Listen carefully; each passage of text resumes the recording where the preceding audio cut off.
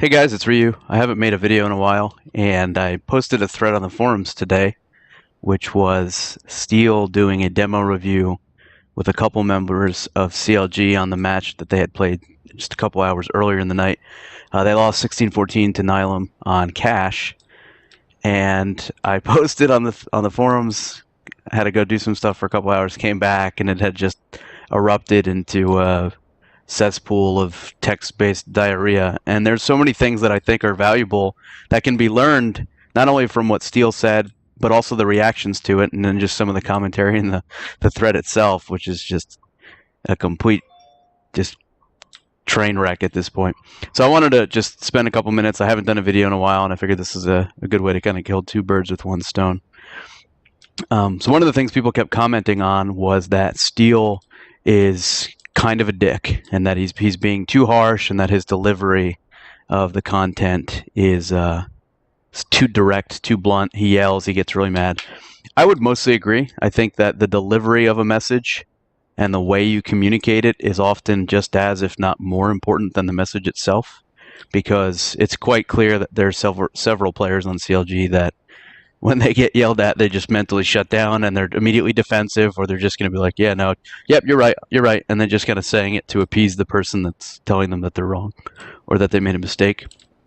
So I would definitely agree that the delivery of the message is important. But that doesn't mean that the content of the message is wrong, right? If someone's screaming at you for making a mistake or telling you calmly that you made a mistake, they're both telling you the same thing, and they're probably right in that you made the mistake. So I hate when people get super focused on either the person delivering the message or the way it's delivered and miss the content, or they focus on the content and they miss all the other things too. And knowledge doesn't necessarily make for a great coach or a great teacher. You know, some of the worst teachers I've had in my academic career were some of the most knowledgeable, brightest people in that given field. But they were just crappy teachers, right? They couldn't explain things. They didn't really care for whatever the reason was. And the same is true in any kind of competition, that a coach needs to have a whole bunch of skill sets. Leadership is just an incredibly complicated topic. And you need to be able to teach. You need to be able to mentor. You need to be able to kind of level down. Certain people learn different ways. Certain people react differently to getting yelled at versus having someone pull them aside privately and say, hey, listen, man, you shouldn't have done that. All of that's super relevant and really important, and I think some of it gets lost. So I just wanted to point that out as one of the things that I saw kind of constantly repeated in the forums in that particular thread. Another one is the fact that for whatever reason, some of the players on CLG don't watch demos at all. And FNS made a good post and basically said, you know, I do all the demo reviews for our team, so it doesn't really matter if the other players don't watch demos at all. And I get it. It makes sense, and I understand that. And it's a little bit more time efficient to do it that way, right? Where one person can spend his time, and in their case, it's their in-game leader, spend the time trying to learn from the mistakes on his own, watching some demos. But I think that the effort the individual player makes matters too, because I do think if somebody like Tarek was able to spend a little bit of time looking at demos and figuring out, like, how did I get killed here? Or how could I play this better? He would learn it the way that he learns, as opposed to having to learn it the way that FNS might teach or explain it. Excuse me.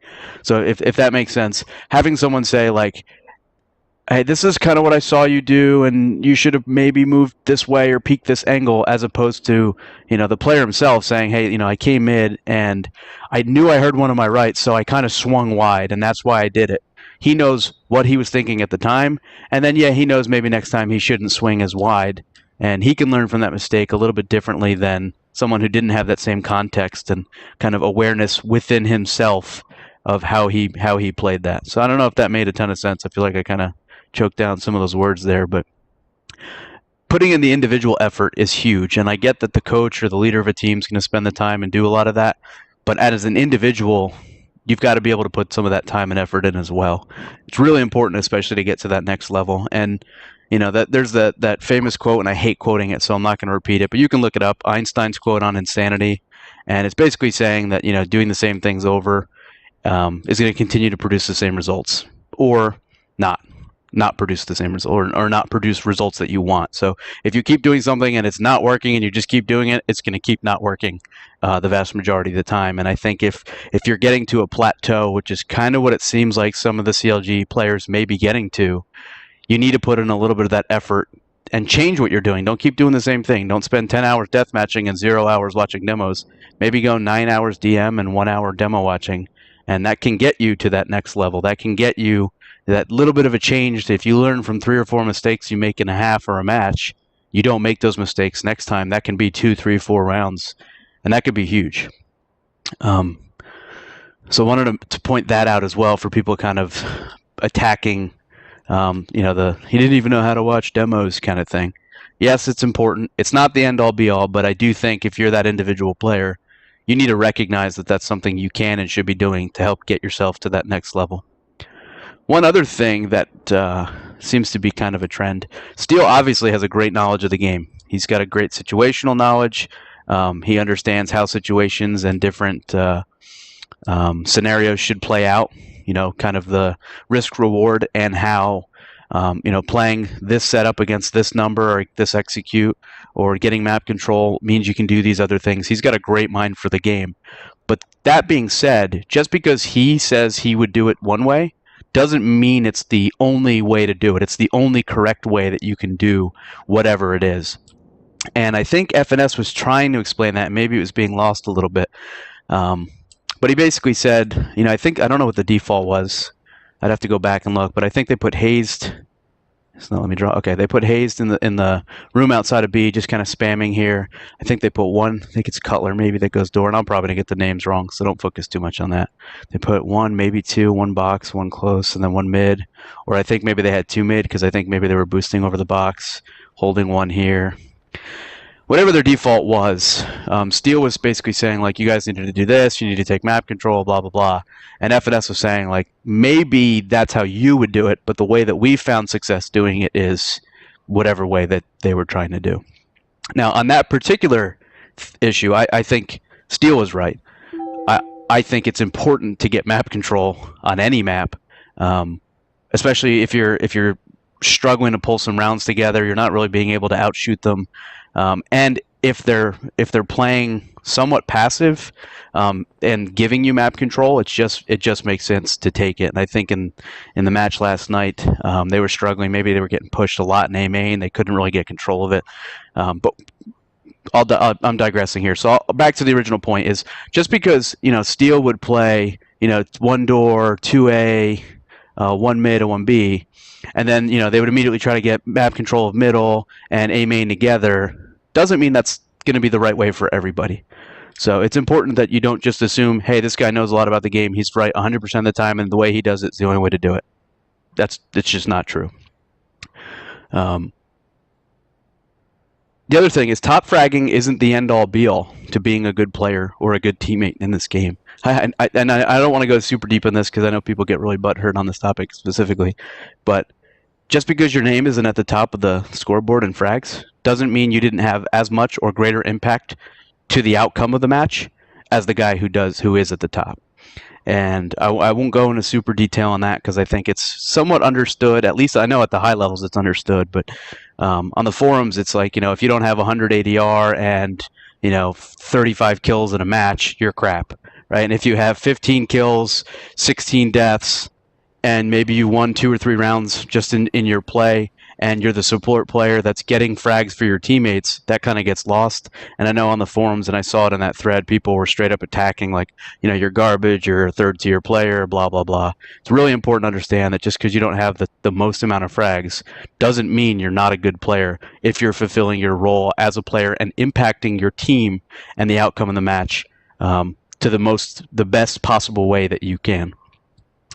And teamwork is kind of first, last, and always. It's going to be more important than everything else that you're doing. Obviously, a lot goes into that teamwork, but if you're playing well as a team, even if the other team has better players, if you have better teamwork, you're going to win that a lot. I would say the vast majority of the time when you get to that top level of CS, where the skill gap between the teams and the individual players is lower, the team with the better teamwork is going to come out ahead almost always. And then the other thing that I saw in that thread, and I get what FNS was saying, and I don't disagree or agree with him one or the other more or less. I just kind of understand his side of it and what he was saying. But the one thing I think CLG needs to take away from all the hate and the venom being spewed on the threads, as well as what Steele is saying, what Moses is saying, and some of these other guys that are doing these demo reviews, is that they need to listen. They need to always listen and always strive to learn, even if what they're hearing they may not like or they may not agree with. It's really important that you understand that life in general, specific here to CS:GO, is going to be constant learning. Like the second you're done learning, it's it. Get out, quit, retire, hang it up, move on, go do something else. Because if you've assumed that you've figured it all out, you're wrong. And you're never going to be able to shake when you hit a plateau. You're never going to be able to take that next step. And I think as a team, they may be plateauing, and I think they're still going to win matches. It's not like they're not a good team or not a great team. They've got some tremendous players on that roster. But if they want to get consistent and they want to go to that next level, they have to adopt an attitude of willing to learn, always willing to listen. Give us, what did you think went wrong? Okay, yeah, I don't really agree with that because X, Y, or Z. Totally understand what you're saying, though. That's a good point. We'll look for that next time. Is way better of a response than, oh, well, no, you're an idiot. You know what you're talking about. Oh, we got flashbangs, so yeah, you're wrong. It's completely different when you just completely shut off to the option of hearing someone else's thoughts or opinion or how they saw it, and you're just like, nope, my way's the only way. That's the end of it. I don't want to have this conversation. You're eventually gonna get to a point where you're playing someone smarter than you, and your lack of willingness to admit that you're wrong or admit that maybe you don't know it all is going to come back and bite you. And I think those are all the points I wanted to make. This video went way longer than I was expecting, and I have no idea if anyone's even going to watch it, but hopefully you do. Just a couple of quick thoughts. I could probably go for another hour on some of these topics like leadership and teamwork, and map control is one that I still feel like people just totally don't understand.